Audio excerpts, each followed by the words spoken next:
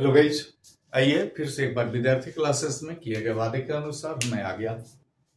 Zero order reaction में आज हम रेट कांस्टेंट को निकालेंगे। रेट कांस्टेंट के लिए मान लेते हैं एक जनरल रिएक्शन है ए गिव्स प्रोडक्ट। जैसा कि पिछले वीडियो में आपको बता दिया गया था कि दो रेट सही होता है, एक होता है इंस्टेंटेनियस रेट और दूसरा होता है बाय रेट लॉ। तो अगर हम लोग यहां पे बात करते हैं कि बाय रेट लॉ रेट किसके बराबर हो जाएगा, देखिए रेट इज इक्वल टू के ए के ऊपर में पावर 0, ये हो गया equation 1। That is rate is equal to के।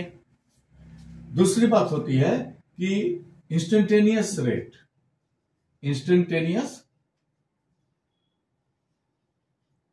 रेट में क्या हो जाएगा, rate is equal to minus D A by D T, ये हो गया इक्वेशन 2। माइनस क्यों? क्योंकि concentration of reactant decreases with time, ये हम लोग शुरू में ही पढ़ चुके हैं और ये दोनों रेट बतलाता है और दोनों बिल्कुल सही रेट बतलाता है। इसका मतलब हो गया कि के ए के ऊपर में पावर 0 जो है ना, ये minus D A by D T इसके बराबर है और ये खत्म, ए पे पावर 0 खत्म, तो इसको लिख सकते हैं k equal to minus D A by D t और minus D a equal to k d T, ये हो गया इक्वेशन 3। आप इसमें स्टेप खा सकते हैं, मैं बार बार बता रहा हूं, मैं तमाम स्टेप दिखाता हूं ताकि आपको किसी को किसी तरह का कोई दिक्कत इसमें ना हो।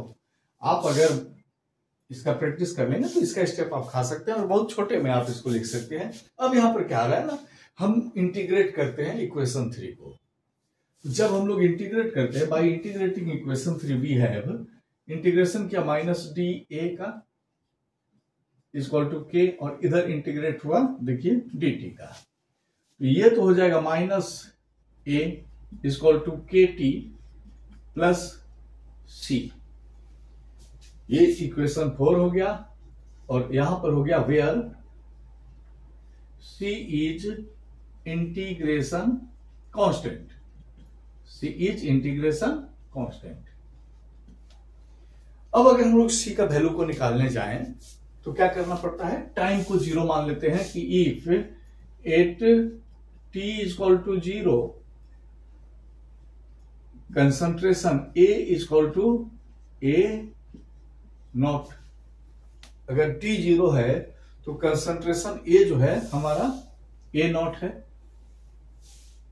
तो इक्वेशन 4 को कैसे लिख सकते हैं हम लोग, minus A naught equal to K into 0 plus C और सी इक्वल टू आ जाएगा माइनस ए नॉट, ये हो गया equation 5।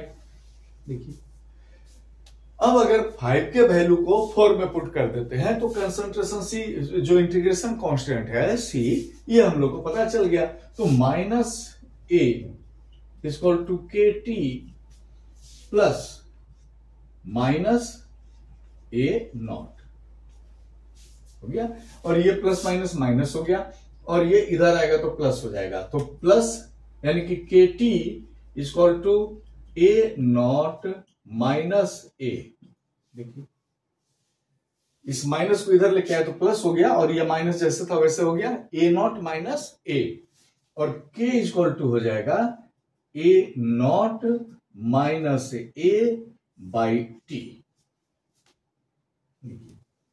A not minus a by t. तो यहां हम लोग रेट कांस्टेंट निकाल दिए। अब सबसे बड़ी बात क्या है, देखिए कि अगर हम लोग इस रेट कांस्टेंट का यूनिट निकालने के लिए जाए तो यूनिट क्या हो जाएगा, ध्यान देने वाली बात है। देखिए इसका यूनिट की अगर आप बात कीजिएगा जीरो ऑर्डर रिएक्शन में तो यूनिट इसका हुआ मोल पर लीटर, कंसंट्रेशन है मोल पर लीटर बाई टाइम, टाइम हो गया सेकेंड, मिनट या आवर कुछ भी हो सकता है, हम टाइम ही रखते हैं। तो ये हो जाएगा और मोल पर लीटर टाइम इनवर्स, अगर सेकंड रहेगा तो सेकंड इनवर्स, मिनट रहेगा तो मिनट इनवर्स, आवर्स रहेगा आवर्स इनवर्स, ईयर्स रहेगा तो ईयर इनवर्स। तो ये हमारा हो गया, देखिए, रेट कांस्टेंट और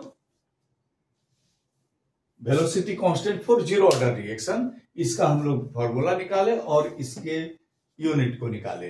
अब नेक्स्ट वीडियो में हम लोग देखेंगे half life period of zero order reaction.